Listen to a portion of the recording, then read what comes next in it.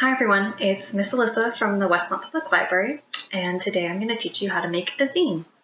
A zine is a small little booklet that you make, and normally you have collages in there. People like to make them stories about themselves, but really it's just a little booklet that you can design and create whatever you want in it. So it's pretty cute. We were going to have a program on how to make these in the library, but unfortunately since we can't do that, I figured this would be a good alternative.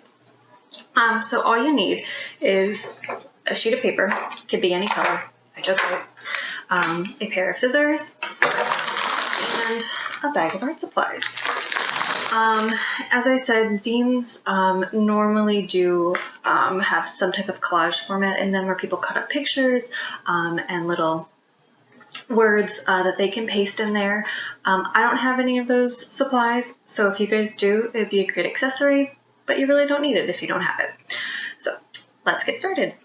So the first thing you want to do is you want to take your piece of paper and we're going to fold it kind of like a taco. Just like that. And then we're going to open it back up and we are then going to fold it the other way, so like a hamburger is what they say, I think. Alrighty, so then when you open it up there, you should have 4 squares. So we're going to lay it flat, and we're going to take each side and we're going to fold them into the middle. So, like so.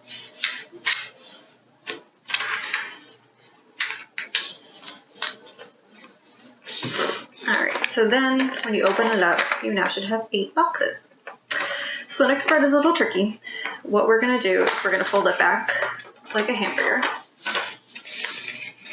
So make sure that it's even. And we are going to take our scissors and we're going to cut from the top and follow the crease all the way into the middle center right there. Alright, so we're going to cut. Just like that. Alright, so you should have a piece of paper just like that. It's got a hole in the middle. Alright, so now we're going to fold it back like a taco. And we're going to kind of push the edges in so you kind of have like a diamond type thing happening.